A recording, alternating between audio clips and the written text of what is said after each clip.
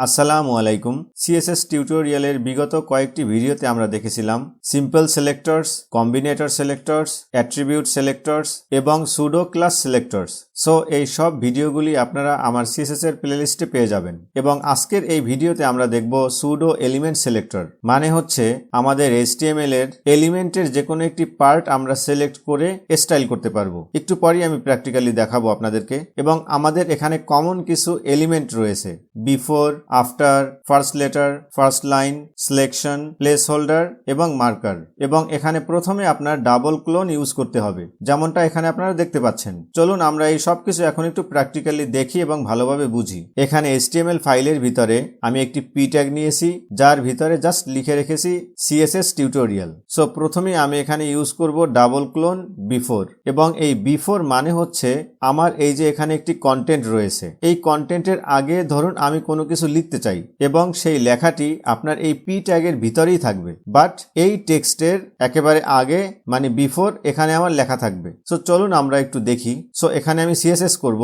যেহেতু আমার এখানে রয়েছে পি ট্যাগ তাই আমি এইটিকে প্রথমে সিলেক্ট করব। সো এখানে লিখি পি, এরপরে আমি ডাবল ক্লোন দিব, আফটার দ্যাট লিখবো বিফোর, দেন এর ভিতরে আমি আমার স্টাইলগুলো লিখবো। ধরুন আমি কোনো টেক্সট লিখতে চাই, তখন আমার কন্টেন্ট প্রপার্টিটি লিখতে হবে। আফটার দ্যাট এখানে আমি আমার টেক্সটটি লিখে দিব। সো আমার লেখা ছিল CSS টিউটোরিয়াল এবং এর আগে আমি লিখতে চাই বাংলা। সো আমি এখানে লিখে দেই বাংলা, এরপর একটি স্পেস দিয়ে দেই, মানে বাংলার পরে একটি স্পেস আসবে, তারপরে লেখা আসবে CSS। এখন এটিকে আমি সেভ করি, দেন আমার ওয়েবসাইটে নর্মালি আমার এরকম থাকবে CSS টিউটোরিয়াল, কারণ আমি এখানে লিখেছিলাম CSS টিউটোরিয়াল। সো যখনই আমি এখন রিফ্রেশ করব, এখানে CSS টিউটোরিয়ালের আগে আমার বাংলা লেখাটা চলে আসবে এবং এই লেখাটা কিন্তু আমার পি ট্যাগের ভিতরেই আছে। এখন চাইলে এটিকে আমি আরো স্টাইল করতে পারি, যেমন এখানে আমি এটির একটি কালার দিয়ে দেই, জাস্ট এখানে আমি লিখে দিব কালার রেড। সো আমি এখানে চাইলে আরো অনেক স্টাইল লিখতে পারি, জাস্ট আমি একটি লিখে আপনাদেরকে দেখাচ্ছি। সো এটিকে সেভ করি, আফটার দ্যাট এখানে আবার একটু রিফ্রেশ করি, দেখুন এটির উপরে স্টাইলটি অ্যাপ্লাই হয়েছে। এরপরে আমাদের আরেকটি আছে আফটার। এখানে আফটার মানে ধরুন আমি CSS টিউটোরিয়ালের পরে কিছু লিখতে চাই, তখন আমি আফটার ইউজ করব এবং আমি যখন লিখবো এটিও কিন্তু আমার এই পি ট্যাগের ভিতরেই থাকবে, বাহিরে নয়। সো চলুন আমরা একটু দেখি। এবার এখানে আমি পি ট্যাগটিকে আবার সিলেক্ট করব, দেন ডাবল ক্লোন দিয়ে আমি লিখবো আফটার। এরপরে আমি এখানে ধরুন কিছু লিখবো, তাই আমি কন্টেন্ট প্রপার্টিটি নিব, এরপরে ধরুন আমি লিখে দেই ইজি টু লার্ন। সো এটিকে এখন আবার আমি সেভ করি, দেন এখানে রিফ্রেশ করে দেই, দেখুন এখানে চলে এসেছে। এর মাঝখানে আমি কোনো স্পেস দেখতে পাচ্ছি না। সো আমার যেটা করতে হবে, এখানে জাস্ট আমি একটি স্পেস দিয়ে দিব, আবার সেভ করি, দেন একটু রিফ্রেশ করে দেই। সো এভাবে আমরা দেখতে পাচ্ছি। এখন চাইলে আমি এটিকে স্টাইল করতে পারি, জাস্ট ধরুন আমি একটি ব্যাকগ্রাউন্ড কালার দেই, so background orange.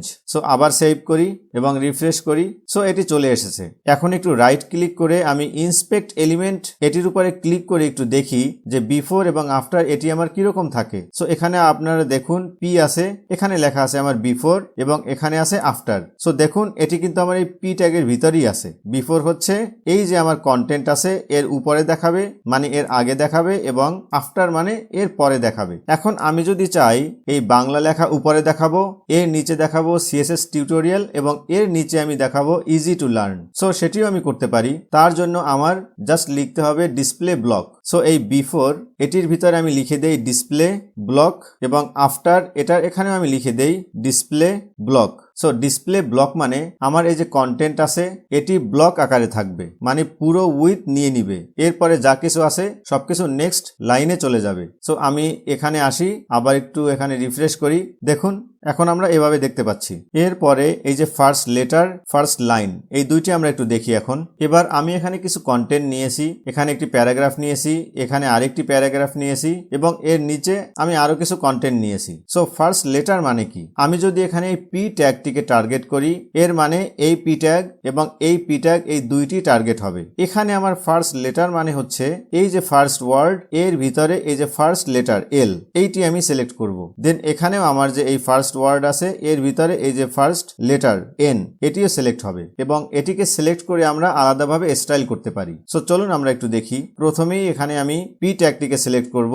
After that আবার ডাবল ক্লোন দিয়ে লিখব ফার্স্ট হাইফেন লেটার, দেন আমি এখানে স্টাইলটি করব। তার আগে আমি একটু দেখে আসি যে ওয়েবসাইটে আমার কিরকম দেখায়। সো এটা এরকম দেখাবে। এখন আমি এখানে স্টাইল করব। ধরুন আমি একটি কালার দিয়ে দেই ব্লু এবং এর সাথে আমি লিখে দেই ফন্ট ওয়েট বোল্ড। এখন এটিকে সেভ করি, দেন এখানে রিফ্রেশ করি। আপনারা একটু লক্ষ্য করুন এই যে ফার্স্ট লেটার এটির কালার ব্লু হয়ে গিয়েছে এবং বোল্ড হয়ে গিয়েছে। একইভাবে এখানে কারণ আমি পি ট্যাগটিকে টার্গেট করেছি। সো চাইলে আমি এটির ফন্ট সাইজ বড় করে দিতে পারি। সো আমি জাস্ট এখানে লিখে দিব ফন্ট সাইজ, ফর এক্সাম্পল আমি দিয়ে দেই 30 পিক্সেল। আবার আমি একটু সেভ করি, দেন এখানে রিফ্রেশ করি, দেখুন বড় হয়ে গিয়েছে। এখান থেকে আমি একটু জুম আউট করে দেই। সো চাইলে আমি কিন্তু এই যে ULLI এটির উপরেও অ্যাপ্লাই করতে পারি।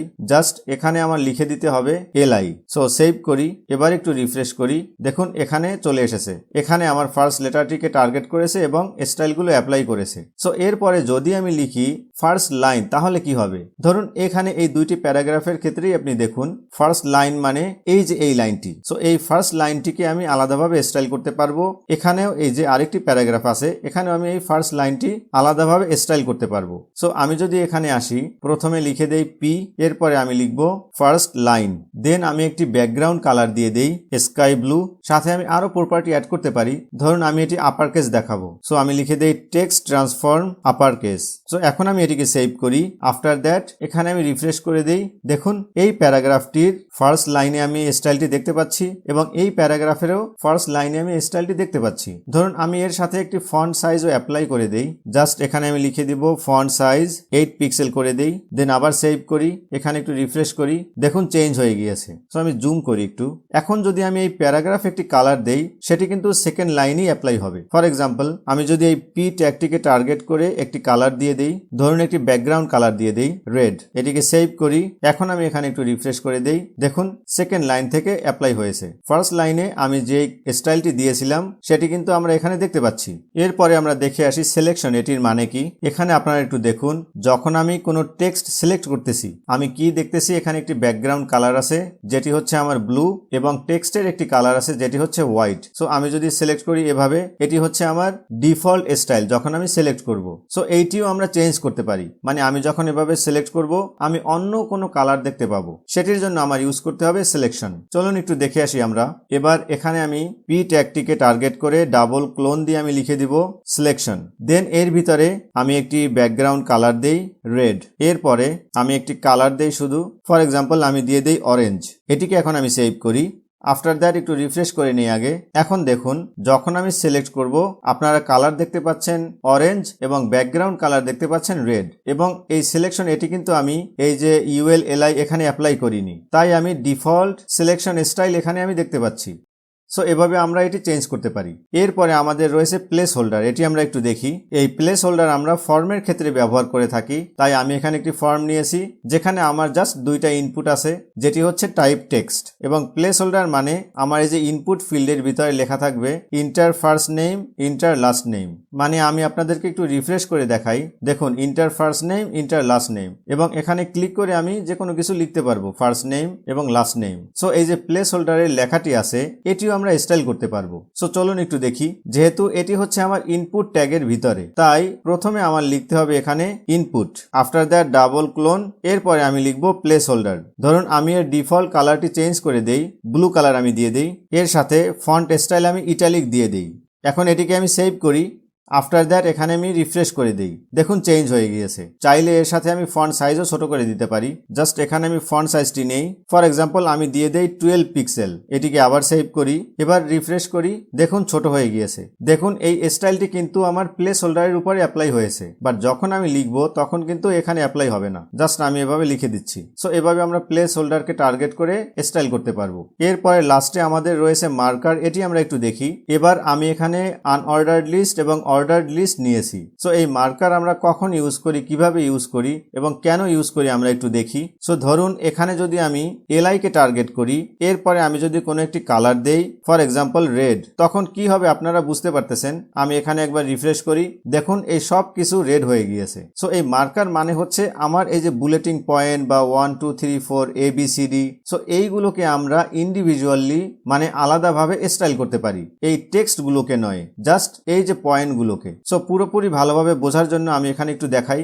এবার আমি কি করব, এলআই কে টার্গেট করে ডাবল ক্লোন দিয়ে আমি লিখব মার্কার, দেন এর ভিতরে আমার কালার থাকবে রেড। এটিকে সেভ করি এবার, দেন এখানে রিফ্রেশ করি, দেখুন আলাদাভাবে শুধু এখানেই আমার স্টাইলটি হচ্ছে। চাইলে আমি ফন্ট সাইজও চেঞ্জ করতে পারি। আমি জাস্ট এখানে লিখে দেই ফন্ট সাইজ 20 পিক্সেল, এটিকে সেভ করি, দেন এখানে একটু রিফ্রেশ করে দিই, দেখুন বড় হয়ে গিয়েছে ফন্ট সাইজটি, মানে এই যে বুলেটিং পয়েন্ট অথবা 1 2 3 এটির সাইজটি বড় হয়ে গিয়েছে। সো আলাদাভাবে যদি আমি এখানে স্টাইলটি দেখাতে চাই, মানে এই যে অর্ডার লিস্টের এখানে, তখন আমার জাস্ট এখানে লিখতে হবে OL স্পেস দেন LI। আমি আবার সেভ করি, দেন এখানে আবার রিফ্রেশ করি। সো এবার আমি শুধুমাত্র এখানে দেখতে পাচ্ছি। আশা করি এখানে আপনারা CSS সুডো এলিমেন্ট সিলেক্টর গুলো ভালোভাবে বুঝতে পেরেছেন, এবং যদি এই ভিডিও থেকে কিছু আপনি শিখে থাকেন অবশ্যই সবার সাথে শেয়ার করবেন, এবং আমার চ্যানেলটি না সাবস্ক্রাইব করলে এখনই সাবস্ক্রাইব করুন। আজ এ পর্যন্তই। Thank you for watching.